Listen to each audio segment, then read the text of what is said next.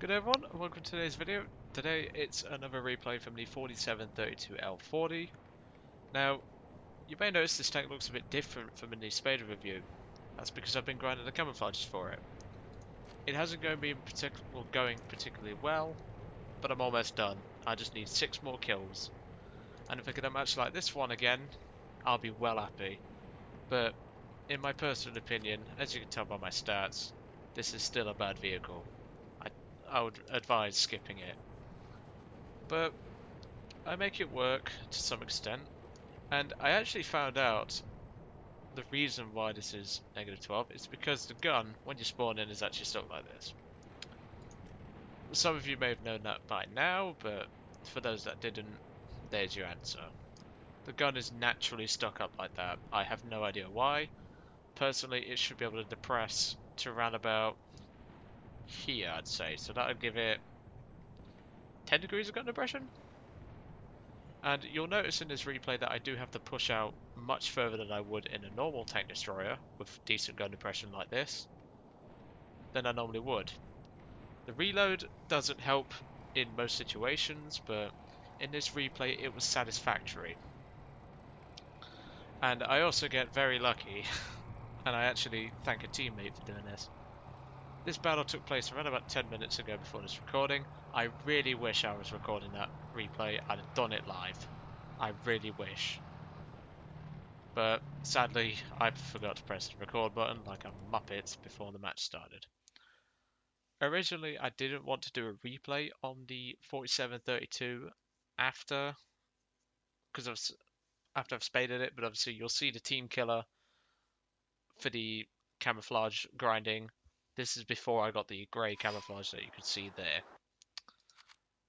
So obviously, the tank itself, it really needs a buff. It needs its third crew member, and it needs a rate of fire increase drastically.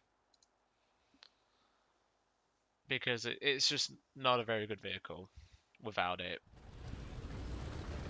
So today's bow is, I believe it's Kuban.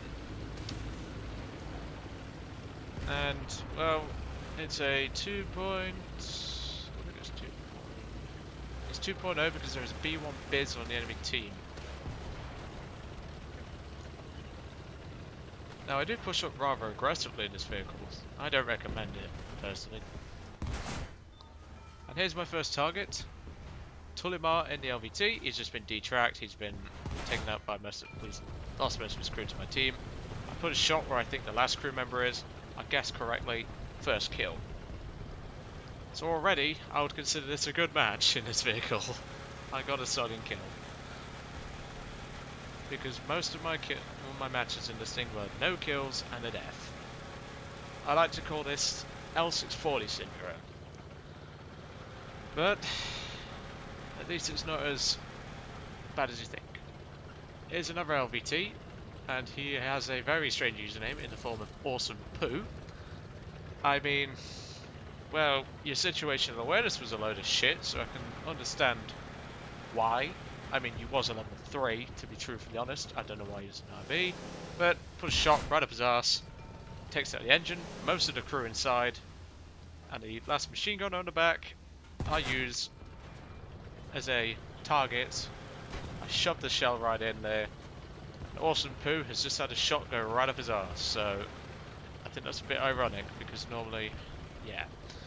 Anyway, less of that crap, but no pun intended. And back to the replay. That's my second kill of the match. I push down here and I find a poor little Stuart. And as you can see, the minus 12 degrees of gun depression really helping there. That was sarcasm. It doesn't actually have -12. It does in the sense of depressing the gun to a certain extent, but the real gun depression is probably only about -3 if you point the gun straight on in terms of actually depressing the gun and facing the gun directly forwards in a straight line. It's probably at about -3 or something. It's H39 Cambro in there. I will struggle to penetrate that, so I thought I'll back up. Now the only 2.0 tank I believe we have on our team is that Panzer IV E. Panzer IIIF I think is a 2.3, so this might have been a 2.3 game, not entirely certain. There were so many lower tier tanks and I was focusing so hard on this battle that I just didn't want to take the risk. Now an L33 tank here is just pushed around there to try and deal with the Cambronne. The Cambronne's got just thick enough armor to stop the shells, and he's just been taken out by the Cambronne. The Cambronne is shortly going to die, however. I can penetrate the Cambronne, but it's unlikely. And here you will notice in the chat, the Red Baron Ski has been putting in the chat that he's a bit in distress. And as it turns out, he'd actually flipped his vehicle. A teammate is shortly going to come over and help him, but here is a remarkable point of my situational awareness failure. So normally I wouldn't stick in gun view, but Awesome Poo has come back, and clearly, once again, his situational awareness is a pile of crap. Because he drove up from this road, where he should have seen my tank sat here, and he just drives straight in front of me, and it is around about this point where I leave gun view, and I'm thinking, oh crap, he's right there. Put a shot in, that's the end of him. I have no idea how he didn't see me, but hey, level 3's an RB, what can you do?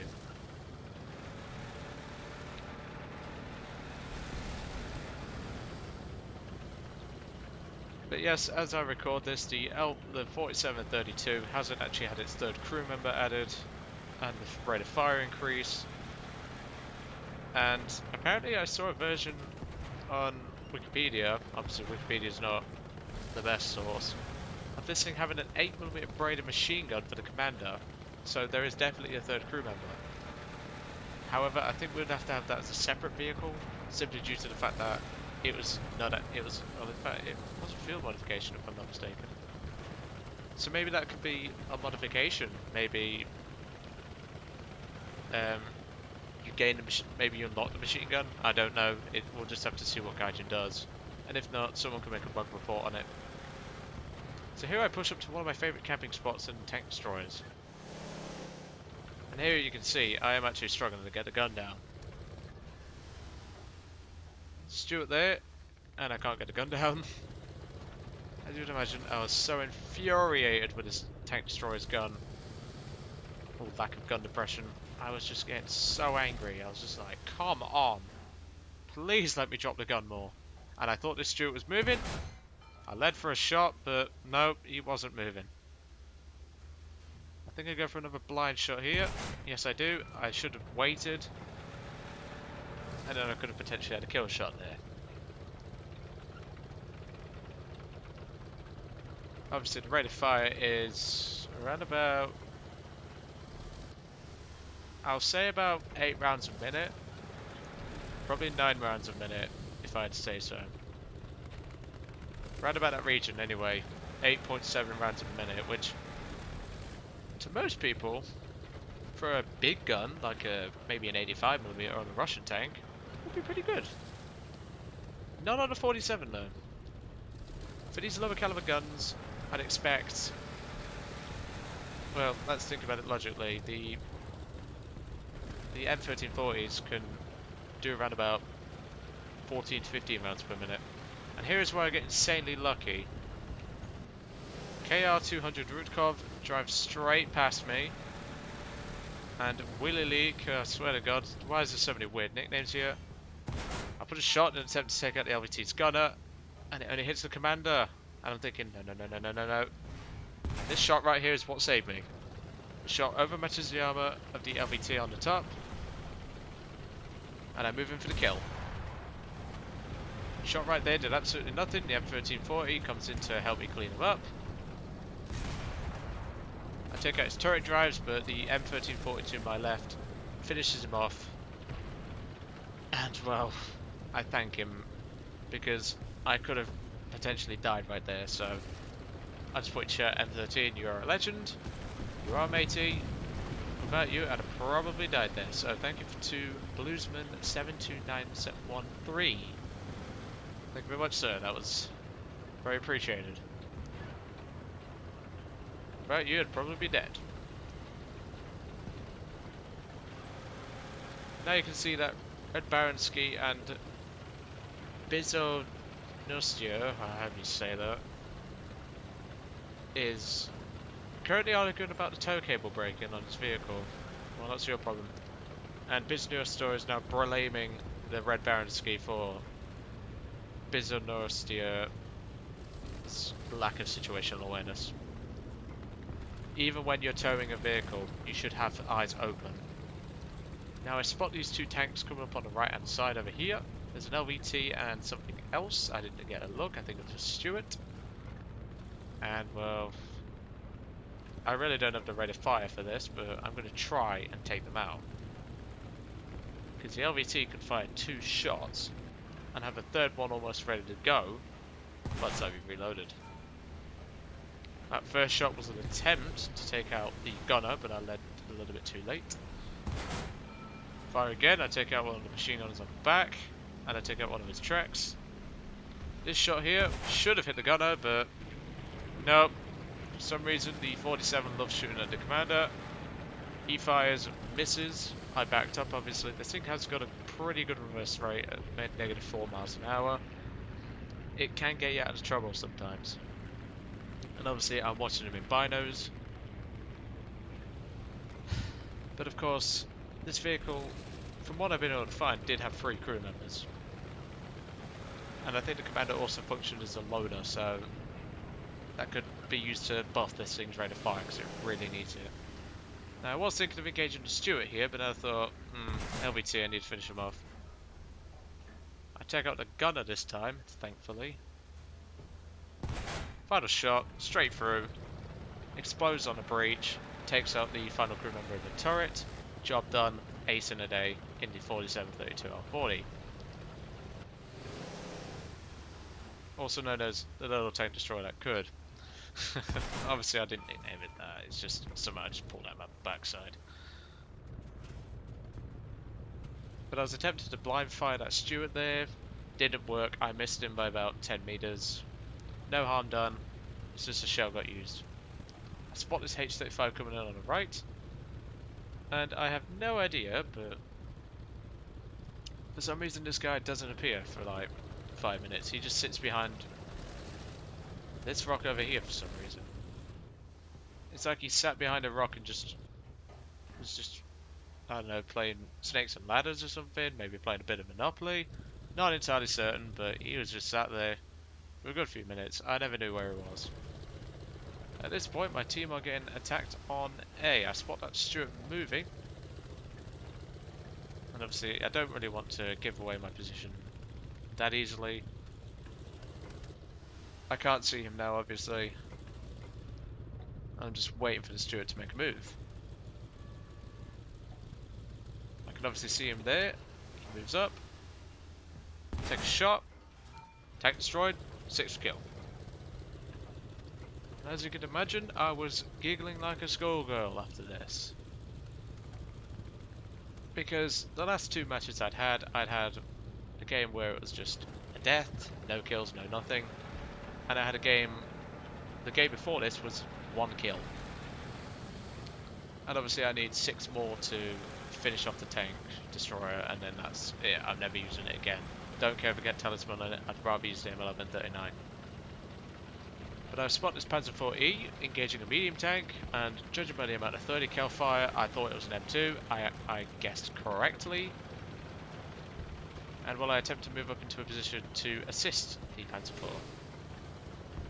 But the low profile on this thing is handy, but not when you're trying to shoot at an M2. Panzer IV takes him out. Good on you, laddie. And we are approaching the end of the match. My team is capped A. We've obviously held C all this time since we took it at the start of the match. I had a tongue twist there. I do apologise. Panzer IV dropped smoke. I thought there was something there. There wasn't, luckily. Otherwise, it could have been potentially a bad thing for me.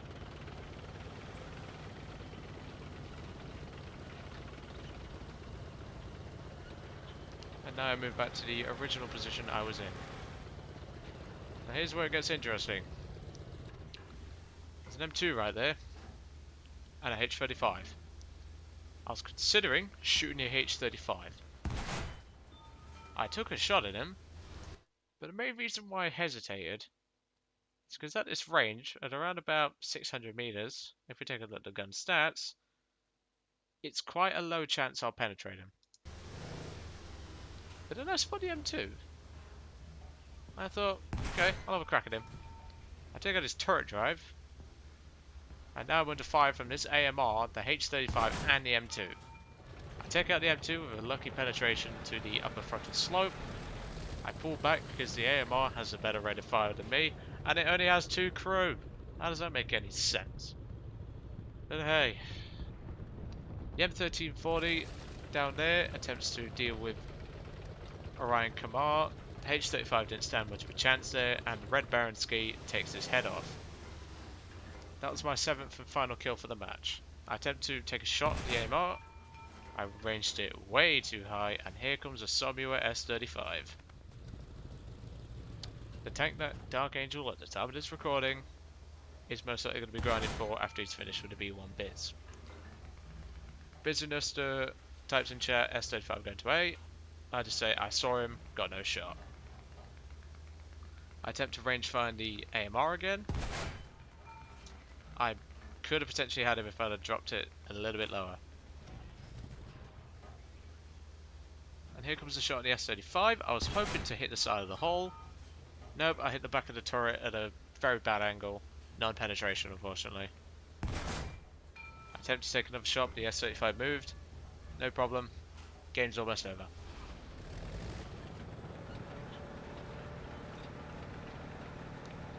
And that's pretty much the end of the match. So as you may have guessed, my opinion about the vehicle has not changed since the review. I would recommend skipping this thing. It is not worth it at all. It's one of those tank destroyers where I would typically have to play it like a wuss, as I call it, where you would just sit, do nothing, basically do what I did this game. And I don't really like tank destroyers that can do that. I prefer tank destroyers like the Stugs, which can take a hit and has decent firepower. I tend to drive the Stugs like medium tanks. I tend to drive Su-85Ms like medium tanks, sometimes even heavy tanks against 76mm American guns. But this kind of tank destroyer, the lightly armoured, pretty average gun, is not really my thing. The only gun, or the only tank I would or the tank destroyer I would take that does that is the M18. And that's it. No other tank destroyer. And I forgot to mention in the review, this tank has officially taken the crown from the Su-57B as the worst tank destroyer, in my opinion, in War Thunder. You may disagree with that, you may not. You have your own opinions. But until this tank gets its 3rd crew member, the machine gun, and a decent rate of fire, after I get the camouflages done, I will never be using this vehicle again. You can, well, in fact, don't suggest it. I'll drive it, I'll do a live recording, but it won't be pleasant. Anywho, I'll let you guys off, and I hope you enjoyed today's video.